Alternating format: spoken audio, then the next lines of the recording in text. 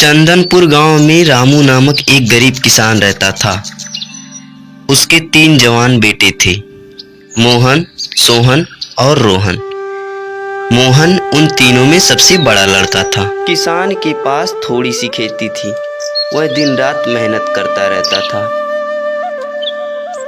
भूमि विशेष उपजाऊ ना थी, इसलिए खेत में अनाज भी कम पैदा होता था। परिवार के गुजर बसर में बड़ी कठिनाई होती थी। बेचारा किसान ही परिवार की जिम्मेदारी संभालता था। एक दिन किसान अचानक बीमार पड़ गया। वह अपने बेटों के भविष्य को लेकर बहुत चिंतित हो उठा और वह सोचने लगा, खेती तो पहले ही बहुत कम है, तीनों में कहीं बंटवारे की नौबत आ गई तो निश्चित ही वे भूखे मर जाएंगे।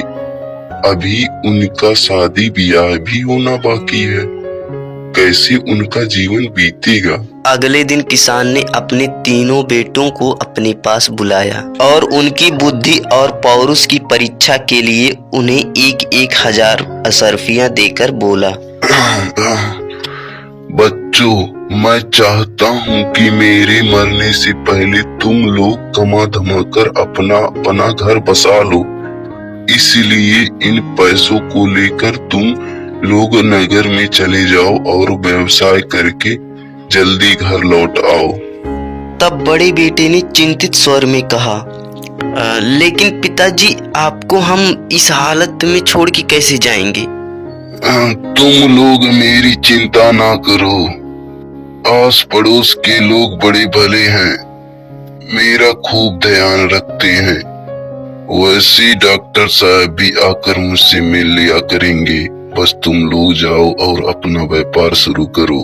पैसे को लेकर तीनों पुत्र अलग अलग नगरों के लिए चल पड़े। बड़े बेटे ने रास्ते में जाते जाते सोचा, पिताजी ने पेट काट कर ये रुपए बचाए होंगे।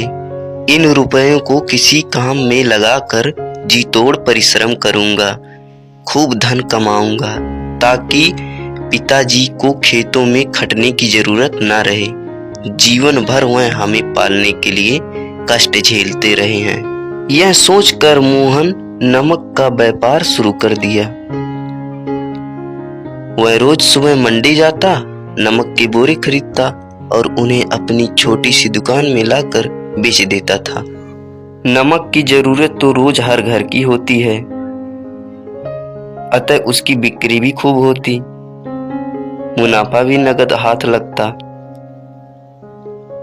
कुछ ही महीनों की लगातार मेहनत से बड़े बेटे मोहन की दुकान दुगुनी तिगुनी हो गई। वह रहता भी बड़ी सादगी से था। काम में सहायता के लिए उसने नौकर चाकर रख लिए। मोहन हमेशा यह सोचता था कि वह जल्द ही बहुत पैसा कमा ले और अपने पिताजी के पास घर लौट जाए। इधर किसान के दूसरे लड़के सोहन ने किसी दूसरे नगर में पहुंचकर सोचा, पिताजी की इच्छा है कि हम सब भाई अपने पैरों पर खड़े हो जाएं। उन्होंने ना जाने कैसे पैसे बचाकर हमें दिए हैं। हमें अवश्य कोई ऐसा व्यापार करना चाहिए जिससे मूलधन सुरक्षित रहे, बाकी खर्चा भी चलता रहे, ताकि जब मैं लौटूं तो पिताजी को मूलधन वापस कर दूं। यह सोचकर सोहन वस्त्रों का व्यापार शुरू कर दिया। वह जुलाहों के पास जाता, उनसे तरह तरह के वस्त्र खरीदता, फिर अपनी दुकान पर लाकर बेच देता।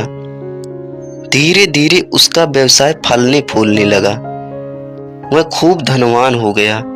उसने पिताजी के लिए 10,000 असरफियां अलग से निकाल कर रख दी और आराम से जीवन बिताने लगा। उधर किसान के तीसरे बेटे रोहन ने एक नगर में पहुंचकर सोचा, पिताजी ने हमें दाने दाने को तरसा कर पाला है। वह निर्धनता का ढोंग करते हैं। उनके पास अवश्य खूब धन है। धन जरूर उन्होंने कहीं गाड़ रखा है, वरना भाइयों में बांटने को यह 3,000 असरफियां कहाँ से आती। अतः रोहन यह सब सोच कर तय किया कि व्यापार आदि के झंझट में कौन अपना खून जलाए। इन पैसे से तो खूब मौज मस्ती करनी चाहिए। जब खत्म हो जाएंगे तो घर लौट जाऊंगा, पिताजी अवश्य फिर से पैसे दे देंगे। यह सोचकर तीसरे बेटे रोहन ने माद्य मदिरा और ऐशो आराम में अपना सारा पैसा लुटा दिया। यहाँ तक कि कुछ मित्रों से उधार लेकर भी खर्चा कर डाला। कुछ समय बाद किसान के तीनों बेटे घर लौट आए। घर पर आते ही उन्होंने पिताजी के बारे में पूछा। पड़ोसियों ने बताया कि कुछ दिन पहले ही किसान उनका नाम रटते रटते स्वर्ग सिधार गए।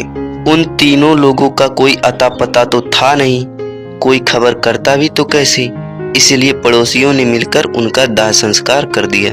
पिताजी की मृत्यु की समाचार सुनते ही तीनों मानो टूट ही गए। रोहन, जिसने अपना सारा धन गुलछर्रों में उड़ा दिया था, वह सबका दास बनकर घर में गुजर करने लगा। जिसने मात्र मूलधन बचा कर रखा था, वह बड़े भाई के हिसाब किताब में हाथ बटाने लगा। बड़े भाई की समाज में खूब इज्जत हुई। एक धनी किसान की बेटी से उसका ब्याह हो गया। वह दान पुण्य करता हुआ गांव में ठाठ से रहने लगा।